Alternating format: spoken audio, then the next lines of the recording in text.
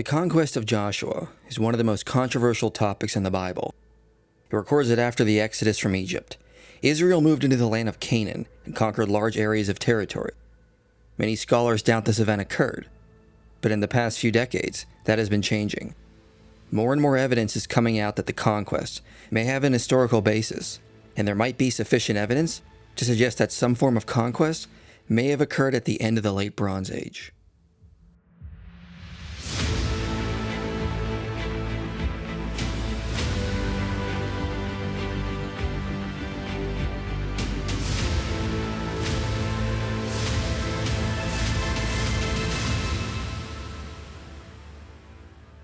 The story of the conquest is as follows. After being sentenced to wander in the desert for 40 years, the children of Israel moved into Canaan to take control of the region. They first encountered a walled fortress called Jericho. They sent spies in and were aided by a prostitute that lived in a section of the wall. After a miraculous earthquake attributed to God, the walls of Jericho fell. The fortress was taken and burned by the Israelites. They then moved into the area of Bethel and tried to take a small town called Ai. After an initial failed attempt, Ai was burned. Then Joshua built an altar to God on Mount Ebal. The Israelites were then victorious in a battle against 5 armies of the Amorites. This allowed them to move south into Canaan and capture a large region of the territory and all the cities therein. Israel then turned north and defeated a coalition of Canaanite armies, but the record states they only burned the city of Hazor. Then Joshua 13 records that large areas of Canaan remained to be conquered, but we find out later the conquest was never completed.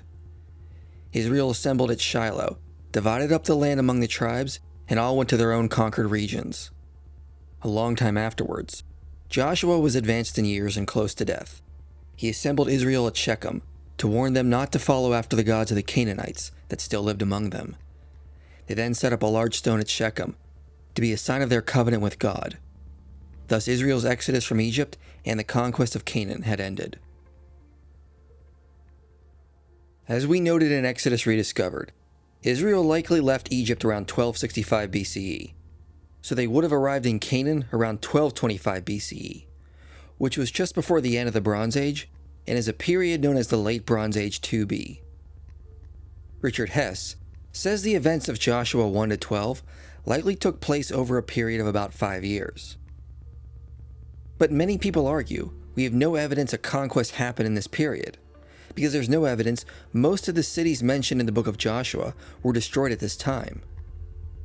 But the problem with this objection is that the book of Joshua does not state most of the cities that were captured by Israel were burned or destroyed. The language indicates they took these regions without burning or utterly destroying most of the cities and towns. Joshua 11:13-14 even notes, the only city that was burned in the north was Hazor. The rest were taken as plunder. Numerous times the Bible indicates Israel was not going to destroy the cities within Canaan, but remove the inhabitants and claim the land and cities for their own. In fact, this policy in the book of Joshua matches the Egyptian policy of conquest. Egyptologist Kenneth Kitchen says, first, as we have seen, the text of Joshua does not imply huge and massive fiery destructions of every site visited. Only Jericho, Ai, and Hazor were burned.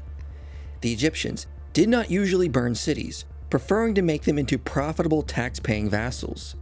The Hebrews under Joshua sought basically to kill off the Canaanite leadership and manpower to facilitate late occupation.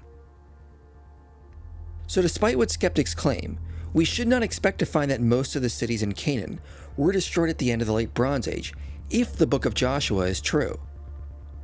If we did find that, it would actually be inconsistent with the biblical account. Instead, Joshua's conquest is recorded to have happened in a way that is consistent with the Egyptian policy of conquest, and thereby consistent with the cultural context of the time. The only places that Joshua explicitly says were destroyed were Jericho, Ai, and Hazor. A city like Bethel may have also been destroyed, given its relation with Ai. Now, the archaeological site of Jericho has been controversial for decades. When John Garstang first excavated the site, he suggested Jericho was destroyed in the 15th century BCE.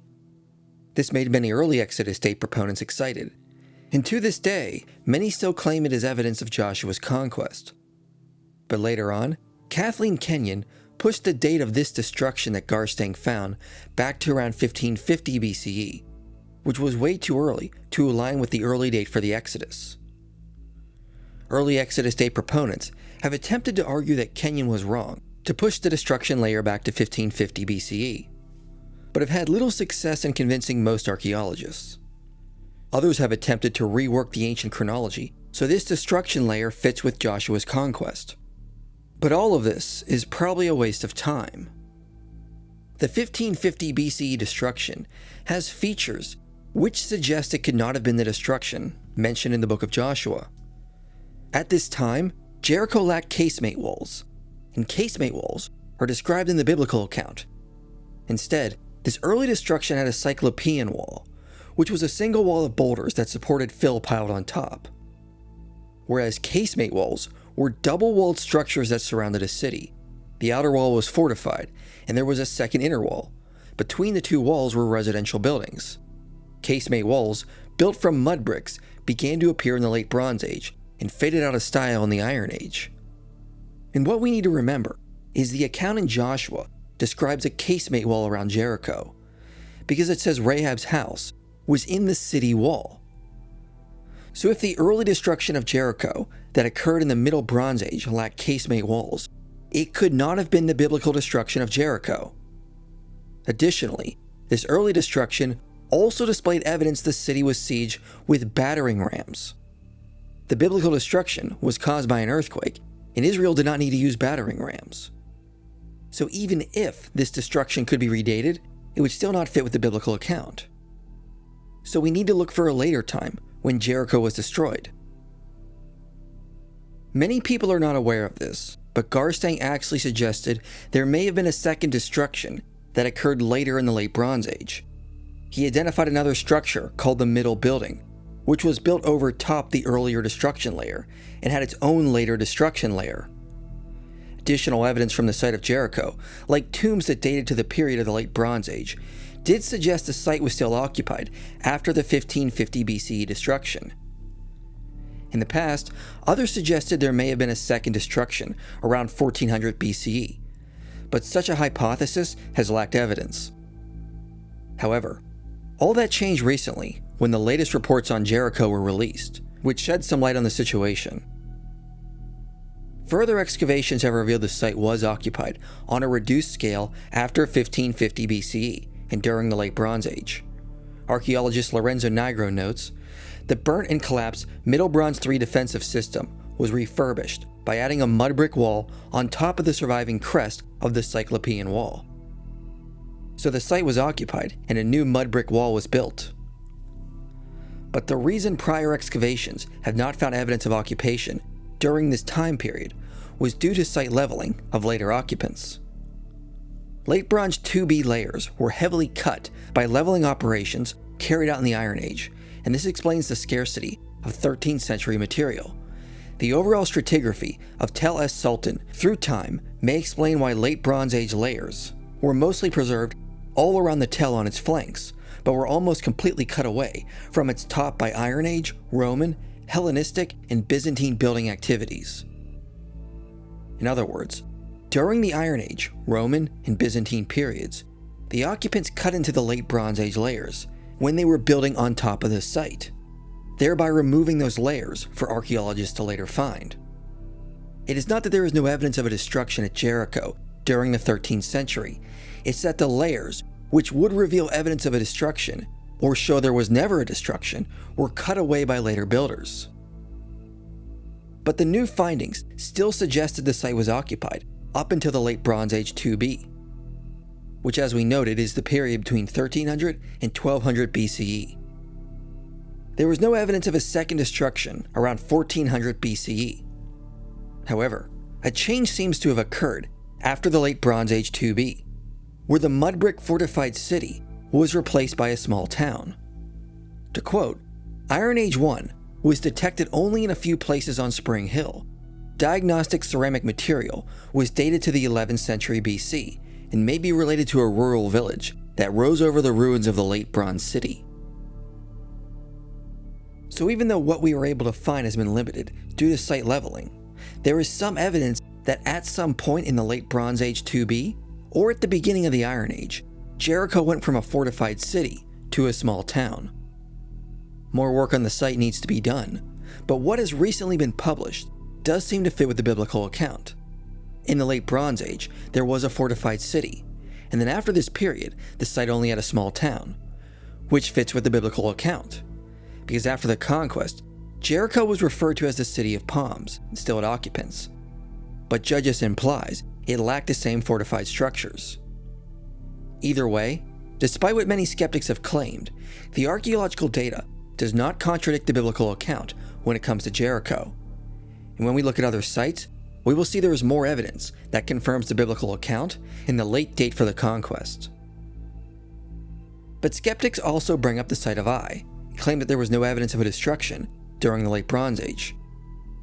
Many argue Ai has been identified with the site of Et Tel, which was destroyed in the early Bronze Age, but there is no evidence the whole site was rebuilt and destroyed again at the end of the late Bronze Age. But we need to look at what the biblical account says about this site. For one, the name Ai itself might be revealing.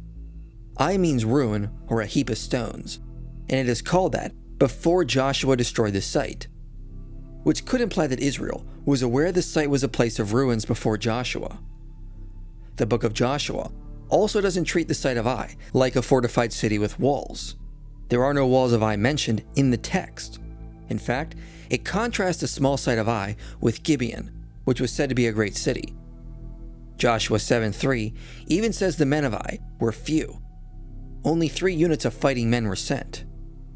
Remember, as we noted in Exodus Rediscovered, the word we translate as 1,000 can also mean a unit, tribe, or a group. It does not necessarily mean Joshua sent 3,000 men.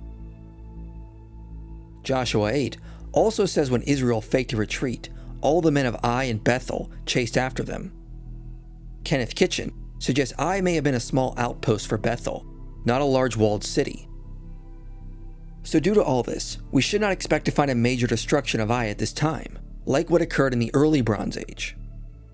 But this also means finding evidence of a small destruction would be hard to find. First, Kitchen notes Et Tel has not been fully excavated, or may not even be the proper site. There is evidence the site of Bethel nearby was destroyed at this time, which Israel Finkelstein attributes to the Israelites. And this destruction might be implied in the book of Joshua, since there's an indication the Israelites were at war with the men of Ai and Bethel. So given this, it's possible that both sites were destroyed together, even though Ai is only mentioned. But we must remember, of the thousands of sites that have been found in the region, only about 60% have been surveyed, less than 2 have been partially excavated, whereas most sites have not been fully excavated. And then only a fraction of what has been excavated has even been published. So it's not like we have fully excavated the region and know a small outpost could not have been destroyed. Additionally, we do not know about the housing structures that compose the site of Ai. If the site lacked walls, it likely also lacked stone or brick houses, or any features that would have left discernible evidence for thousands of years later, after millennia of erosion and intrusion by later occupants. Essentially, the small site of Ai and the unknown characteristics of the site, including the uncertainty of the identification of it, are not enough to create a problem for the biblical account. Absence of evidence is not evidence of absence. But after this, it records Joshua built an altar on Mount Ebal for God. In the 1980s, a small square structure with a stone circle and a rectangular floor was discovered that dates to a period of 1240 to 1200 BCE. In the following stratum, more structures were built around this earlier structure. There was also a place where ash and animal bones seemed to have been stored.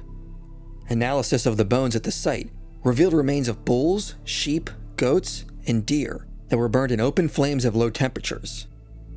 Adam Zertal, who excavated the site, became convinced and stated, "Beyond question, our site is a cultic center." Some have suggested it may have been a watchtower, and this is possible, but unlikely, given the view from where the structure was found was limited. One cannot see the full road from Shechem. Additionally, The archaeologists working on the site suggested the structure resembled a solid-state equivalent of the altar of the tabernacle, and very well may be the site that Joshua was commanded to build. Ralph K. Hawkins remarked, "When all the data are taken together, it seems to me that the Iron Age 1 structure on Mount Ebal is very likely to have been the site that lay behind the traditions contained in Joshua 8:30-35. Ann E. Killebrew even remarked, "The emerging consensus tends to support the cultic interpretation of this early Iron 1 site." Thus, given the data, it seems the site on Mount Ebal better fits with what is recorded in Joshua 8, and therefore would confirm that Joshua did in fact build an altar to God on Mount Ebal. Once Joshua had victory in the south, he then turned his attention north to Hazor. The site of Hazor was identified in the 19th century and is virtually undisputed today. The archaeological data of the site aligns incredibly well with the biblical account. Joshua treats Hazor as the head of the northern kingdoms. The archaeological evidence indicates Hazor may very well have been one of the largest cities in Canaan in its day, comprising a total of 210 acres, with 30 acres comprising the upper city. More importantly, archaeologists also agree at the end of the Late Bronze Age, Hazor was destroyed by fire. Excavation director of Hazor, Amon Ben Tor, said, "A fierce conflagration marked the end of Canaanite Hazor. Across the site, a thick layer of ashes and charred wood, in places 3 feet deep, attests to the intensity of the blaze in the northern Galilee city. Within the walls of Hazor's palace, the fire was especially fierce. The unusual amount of timber used in the construction of the building, and the large quantity of oil stored in huge pithoi storage jars throughout the palace, proved a fatal combination, creating an inferno with temperatures exceeding 2,350 degrees Fahrenheit. In this intense heat, the palace's mud brick walls vitrified, basalt slabs cracked, and clay vessels melted." Archaeologist Yigal Yadin, who directed excavations on the site in the past, became convinced the destruction at the end of the Late Bronze Age was the work of Joshua. He dated the destruction to around 1230 BCE. Ben Tor says this is overconfident, and says the destruction had to happen sometime between 1250 and 1200 BCE, which is the exact time we would expect to find Israel there to burn the city. Another key feature at Hazor that points to Israel's conquest is that the idols at Hazor were mutilated in a fashion that matches Israelite practices. Whoever burned the city also deliberately destroyed statuary in the palace. Among the ashes, we discovered the largest Canaanite statue of human form ever found in Israel, carved from a basalt block that must have weighed more than a ton. The 3-foot-tall statue had been smashed into nearly 100 pieces, which were scattered in a 6-foot-wide circle. The head and hands of this statue, and of several others, were missing, apparently cut off by the city's conquerors. Ben Tor notes only 4 groups could have destroyed Hazor. The first 2 possibilities are a Canaanite group or an Egyptian group. The problem is the statues at Hazor depicted Egyptian kings and gods, and it's extremely unlikely they would have destroyed their own idols. Another possibility is the Philistines, or another group of the Sea People. But Hazor was too far inland to be of any interest to them, and there's no evidence of any Sea Peoples at the site. So to quote Ben Tor, this leaves us with the Israelites, which fits with the destruction of the idols at Hazor. In other words, the archaeological data there matches the biblical account and confirms Hazor was destroyed, as Joshua records. Early day proponents attempt to argue this cannot be the biblical destruction of Joshua, and it needs to be a later destruction that occurred during the time of the Judges, when Deborah and Barak fought against the later king of Hazor. In other words, early day proponents claim Hazor was destroyed twice, once during Joshua's conquest, and once later during the time of Judges. So the last destruction, which occurred at the end of the Late Bronze Age, should align with the time of the Judges, and Joshua's conquest must have happened before this. The problem with this reasoning is Judges does not record that Hazor was burned or destroyed during the days of Deborah. It only says Israel defeated the armies from Hazor and gained their independence. So early day proponents are incorrect when they state the biblical record should indicate Hazor was destroyed twice. Richard Hess notes, after the destruction of Hazor around 1220 BCE, The following strata indicates the site was still occupied, although without walls, and therefore would align with the Book of Judges, where Hazor again became a great city that was able to send armies to oppress Israel. So the archaeological data better aligns with the theory that Israel's conquest happened in the 13th century BCE, since the Book of Judges does not state Hazor was burned a second time. After the destruction of Hazor, Israel took control of the north, and then met at Shiloh, which would have been considered a cultic site. Evidence from the site reveals it was treated as cultic at the beginning of the Late Bronze Age, long before Israel's arrival. Use of the site decreased and eventually ceased sometime during the Late Bronze Age.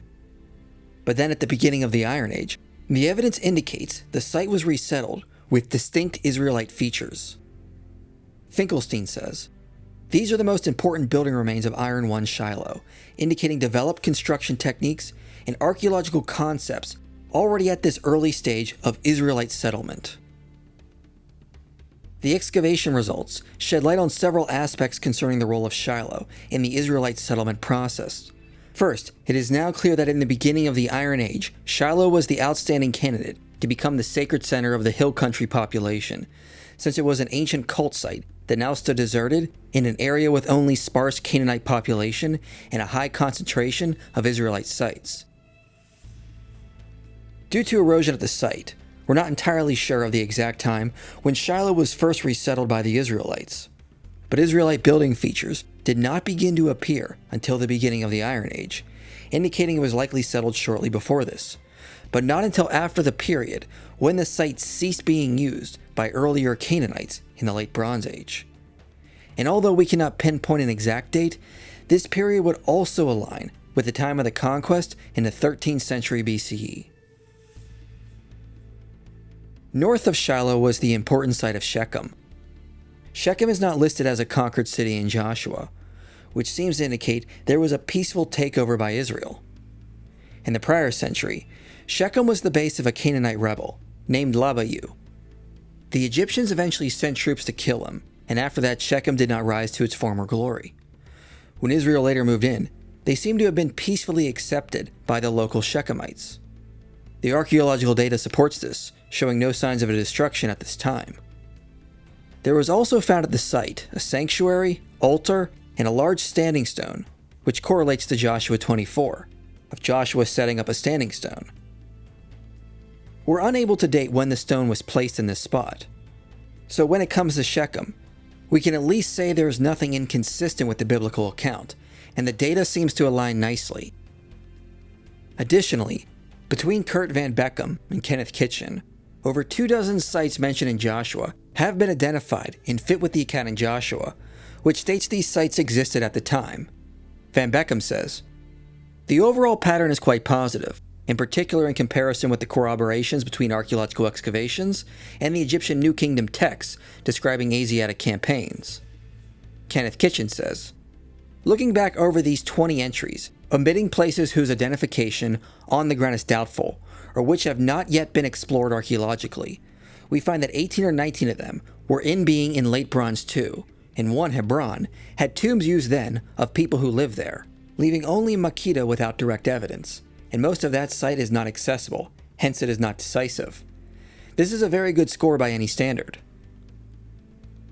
As we've noted, millennia of erosion does remove a lot of the evidence, but even with this fact, we're still able to identify dozens of sites mentioned in Joshua that were in existence at the end of the Late Bronze Age. Thus, the description of the region in Joshua fits well with the archaeological data. Some skeptics might attempt to bring up the site of Gibeon, because excavations didn't reveal the site was occupied in the Late Bronze Age. But the site is still 95% unexcavated. James Pritchard, who excavated the site, did find evidence of imported goods as far as Cyprus and Egypt, scarabs bearing the name of 18th dynasty pharaohs, and Late Bronze Age tombs that appear quite sophisticated. A campaign report of Amenhotep II also mentions that he captured Karu, or Horites, a term associated with the Hivites which appears in Joshua 9:7. So since Gibeon is nowhere near fully excavated, and there are some indications there were occupants there in the Late Bronze Age, Gibeon is not much of an issue as of now. So far, We've only talked about the sites mentioned in the biblical account, and have been able to show correlations. But what reasons do we have to connect all this data with the Exodus and Conquest? In other words, how do we know these events were caused by Israel, and not different groups and different events? Well, there is additional circumstantial evidence that points to Israel being in Canaan at this point, and being the cause of the new sites, like Ebal and Shiloh, and destroying places like Hazor. First off, it is well known that Merneptah Stele says Israel was in Canaan at this point, and there's no indication they were there prior to this. So at this time, when the archaeological correlations with the book of Joshua are happening, Egypt attests to Israel being present in Canaan.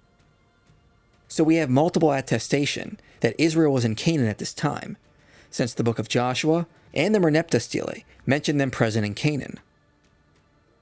Second, we also see a drastic change between the end of the Bronze Age and the beginning of the Iron Age.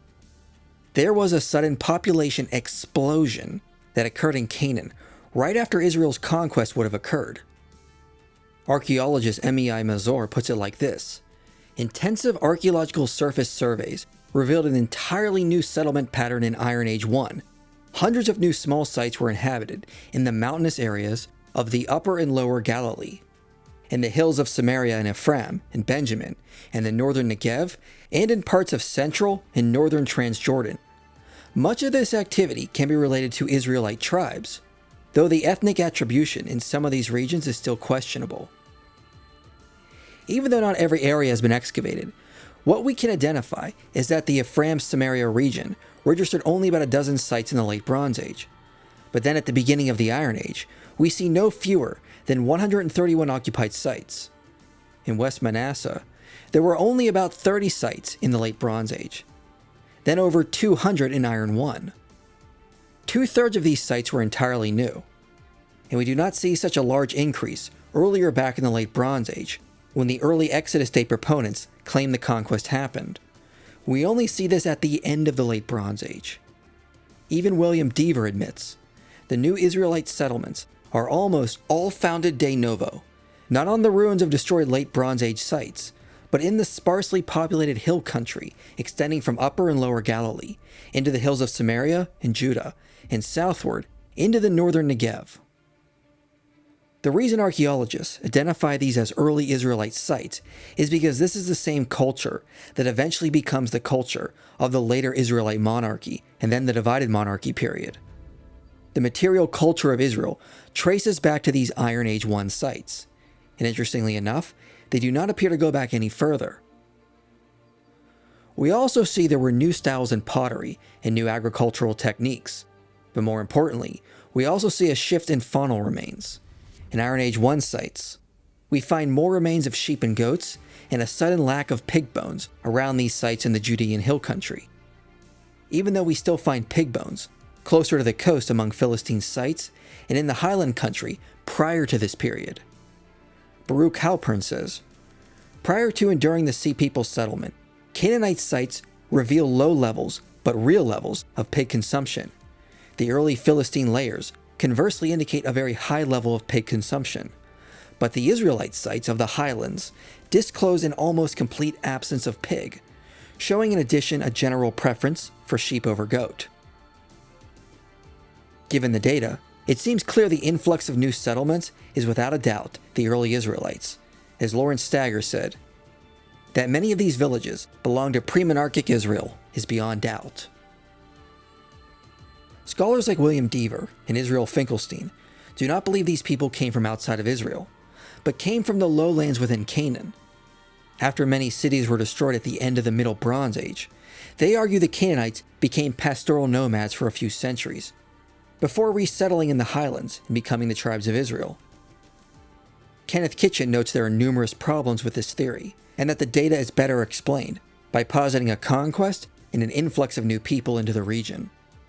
First off, the sudden population growth from the end of the Late Bronze Age to the Iron Age is massive. It is roughly a 5-fold increase.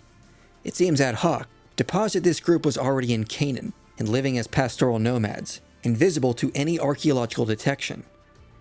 It makes more sense to suggest this was a result of a sudden influx of new people. And we have an historical testimony, the book of Joshua, that attest to this happening, which also accounts for the new sites like Shiloh and Ebal, and the destruction at Hazor and the change at Jericho. And we do not have an historical testimony that claims Israel began as a large group of pastoral nomads of Canaan and then just moved into the highlands. So why posit a hypothesis with no historical witness over another that has an historical witness that is already attested by Israel in their own texts as their origin story?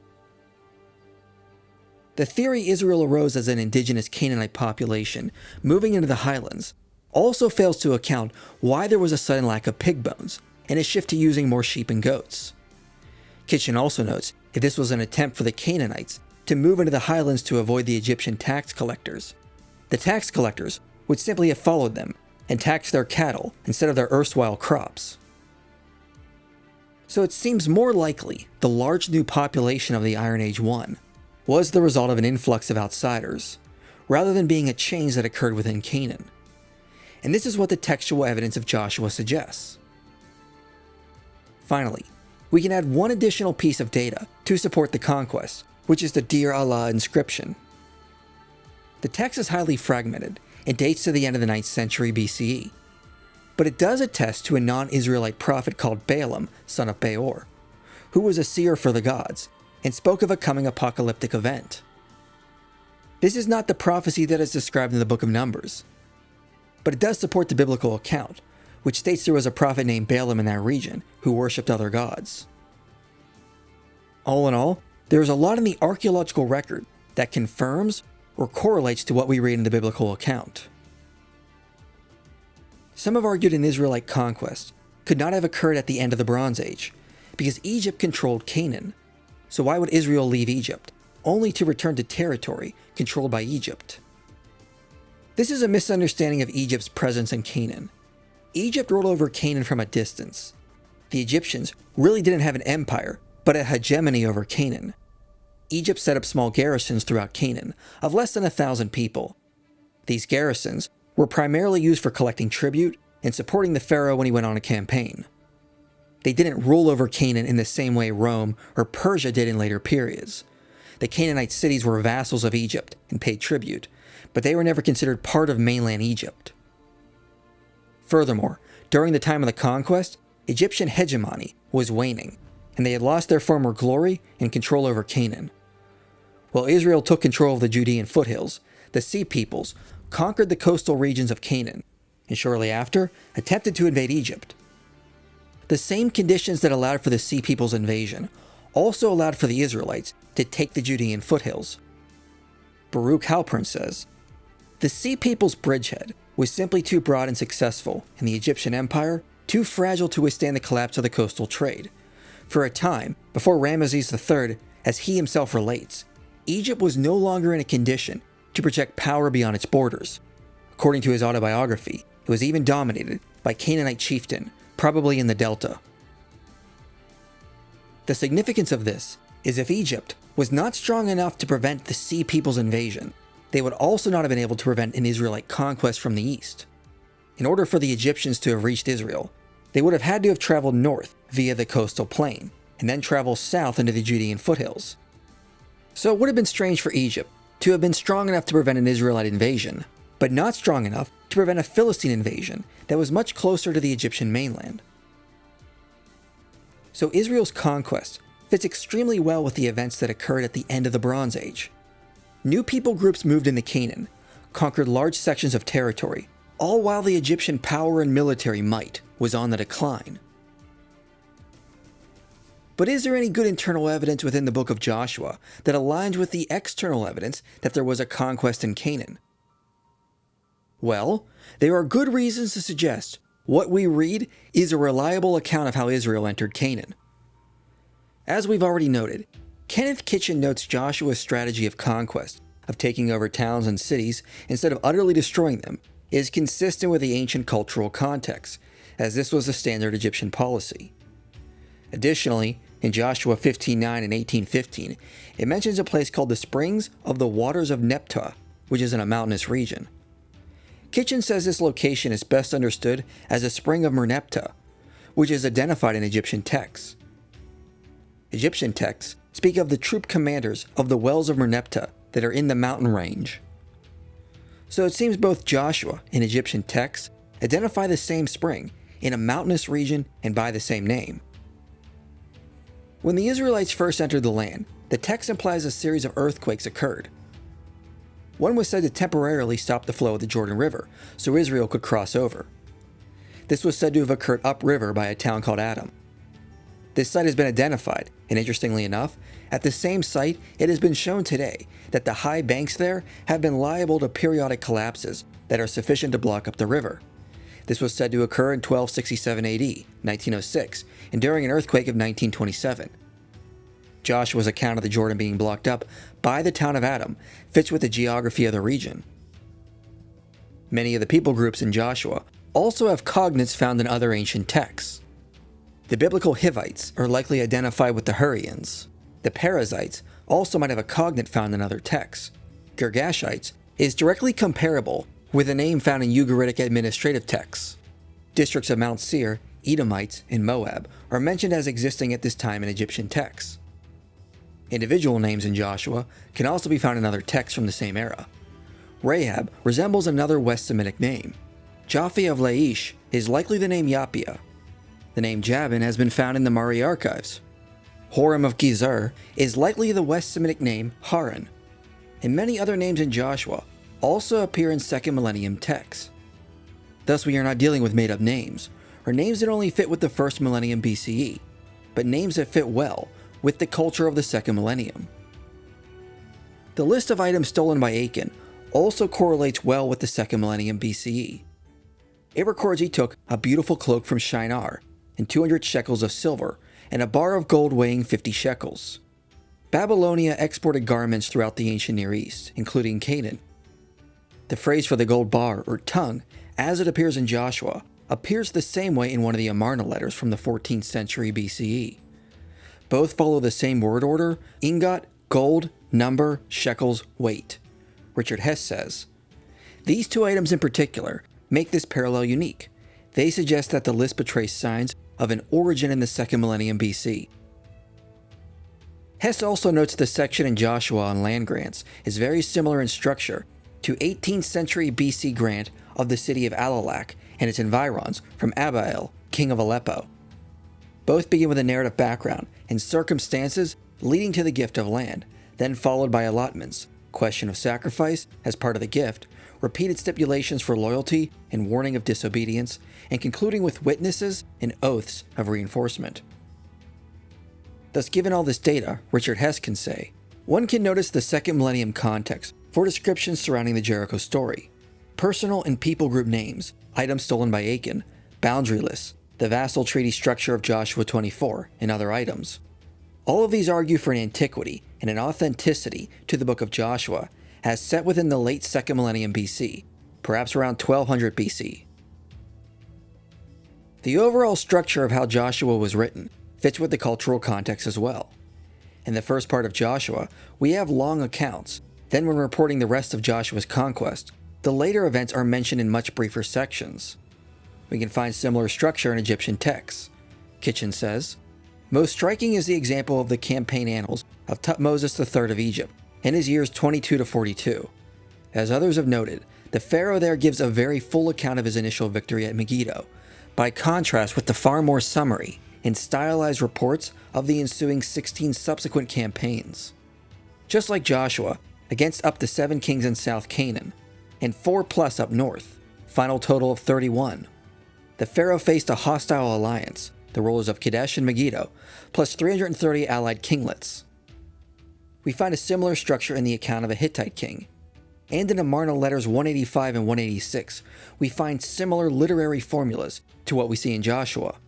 The victorious long lists of conquered towns and geographical groupings also appears in other war annals. K. Lawson Younger Jr. said, "While there are differences, the Hebrew conquest account of Canaan in Joshua 9-12 is by and large typical of any ancient Near Eastern account." Some insist on reading the triumphant accounts in Joshua as entirely literal, meaning Joshua reports every single person in these regions was killed and none were left alive that breathed. But this seems to be misunderstanding the cultural context of rhetorical summarizations. Thutmose III boasted in his military campaigns that he totally annihilated the armies of Mitanni, making them non-existent. But we do not think he literally killed every soldier. We understand this as hyperbole, since in later texts we read the forces of Mitanni were still in existence. Merneptah claimed, Canaan has been plundered into every sort of woe, Ashkelon has been overcome, Gezer has been captured, Yanoam is made non-existent, Israel is laid waste, his seed is not, Huru has become a widow because of Egypt. This is obvious exaggeration. Mesha, the king of Moab, boasted that Israel has utterly perished for always. But it would be absurd to take this as literally true, since after Israel's war with Moab, Israel still existed. See, the book of Joshua uses very similar language to what we see in other ancient Near Eastern texts of war, where the other side is spoken of as totally annihilated or exterminated. But this seems to be ancient Near Eastern hyperbole. Joshua 10:20 says the armies of the Amorites were wiped out, but then follows this with mentioning a remnant of soldiers. Nicholas Wolterstorff suggests the conquest of Joshua needs to be understood as hagiographic hyperbole. And this type of language fits with the cultural context of war annals of that time period. K. Lawson Younger Jr. said many scholars fail to recognize the hyperbolic nature of the account in Joshua. And this became clear once compared to the hyperbolic nature of other ancient Near Eastern accounts of complete conquest. Ziani Zevit said, when the composition and rhetoric of the Joshua narratives in chapters 9 to 12 are compared to the conventions of writings about the conquest in Egyptian, Hittite, Akkadian, Moabite, and Aramaic texts, they are revealed to be very similar. Thus, given all this data, Joshua seems to fit as an ancient Near Eastern war annal. Kenneth Kitchen says, this was how military reports were customarily written, and these structures and others are the most common coin of the second millennium already, long before Neo-Assyrian times. So now, let's write out all the data we have covered that supports the Exodus and Conquest. Genesis indicates Jacob and his family settled in and around the city of Avaris, which the Bible calls the land of Goshen. We see there was a Semitic population around there, and some were shepherds. Later on, Exodus indicates the Hebrews were enslaved in Egypt after a dynasty change, and forced to make bricks. When the 15th dynasty fell to the 18th dynasty, the population of Avaris was enslaved and treated harshly. We have evidence that foreign slaves were involved in brickmaking in Egypt, and no pig bones were found at the site of Avaris, where the Hebrews would have resided. But there appears to have been several shepherds of sheep and goats. The population of Avaris remained there for generations, and then during the Ramesside period, the city was abandoned, and the native Egyptians used the site as a cemetery. However, roughly one generation later, or around 40 years, there was a population boom in Canaan. Dozens of new sites show up and are considered the beginning of the early Israelite material culture. The Merneptah Stela also explicitly says Israel was in Canaan at this point. The sites also begin a new trend in the Highland region, which is a pig taboo. So no pig bones were found at these Iron Age sites. But a lot of sheep and goat remains were found, which was also the case earlier at Avaris in Egypt. The site of Shiloh is resettled with distinct Israelite features, a site on Mount Ebal is created that fits with the account in Joshua. Additionally, the archaeology at Shechem aligns with the biblical account as well, and roughly 24 or more cities and towns in Joshua fit with the archaeological record.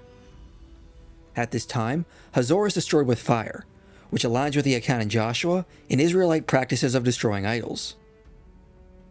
The new data at the site of Jericho also indicates there was a mud brick fortified structure that transitioned to a small town. And the Dir Allah inscription confirms there was a non-Israelite prophet in the region named Balaam son of Beor. When we combine all this data, it seems there is more than enough sufficient evidence to confirm Israel's exodus from Egypt and conquest in Canaan at the end of the Late Bronze Age. But additionally, we have a wealth of internal clues within the biblical texts that support the Exodus account, and do not support the theory the story of the Exodus is the work of later mythmakers. There is an abundance of Egyptian loanwords in the Exodus narrative that makes more sense with the theory the people that wrote the account came from Egypt or an Egyptian culture. Many of the names of Joshua and the Pentateuch make more sense in the 2nd millennium BCE, and many align with Egyptian names. The toponyms in Exodus fit best with the Ramesside period, and the toponym Ramesses was no longer in use in later times. The account in Exodus 14 to 15 matches the structure and motifs of the Kadesh inscription, and fits with an Egyptian style of writing from that specific time period.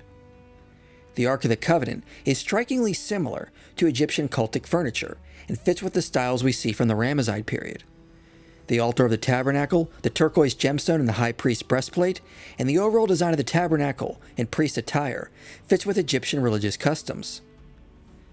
The Exodus account was not written in a mythological fashion, and is multiply attested in Israelite sources. Exodus has knowledge of Egyptian customs, crop cycles, and displays Egyptian literary themes. Even the way Israel encamped matches how Ramesses II encamped with his army. The Israelite religious festivals fit with dates, descriptions, and practices of other competing religious festivals in the Levant from the Late Bronze Age. The formations of the covenant between God and Israel fit more with Hittite treaties from the Bronze Age than with later treaties of the Iron Age. In Dilbert Hiller's notes, these types of treaties invoke historical events to encourage the vassal state hold to the treaty. In Joshua, a specific spring is identified that matches a spring in Egyptian texts from the same time period. The description of the Jordan River stopping matches the geology of the region. Many of the people groups in Joshua fit with the culture of the Late Bronze Age. The items stolen at Jericho also fit with the culture of that time period. Israel dividing up land grants fits with another text from the second millennium, and the account also fits with Egyptian strategies for conquering regions and the structure and language of ancient Near Eastern war annals. Therefore, given all the external and internal evidence, why do some skeptics still insist there is no evidence to conclude an Exodus and Conquest event happened as the origin of the nation of Israel? Skeptics often highlight some of these facts and say these alone would not be enough to confirm an Exodus event, which is true. If we only had a few of these data points, the historical case for the Exodus would be insufficient. But what we actually have is an embarrassment of riches when it comes to evidence for the Exodus. So why create an alternative theory for the origin of Israel and reject what Israel handed down herself, when so much evidence aligns with the Exodus narrative? It is more strenuous to explain away all of this data with alternative explanations than simply to posit one explanation, that Israel began as a nation after an exodus from Egypt. The exodus from Egypt is not a myth. Following a real pattern of evidence, it has been rediscovered, supporting what the Bible reports is an accurate description of how things occurred.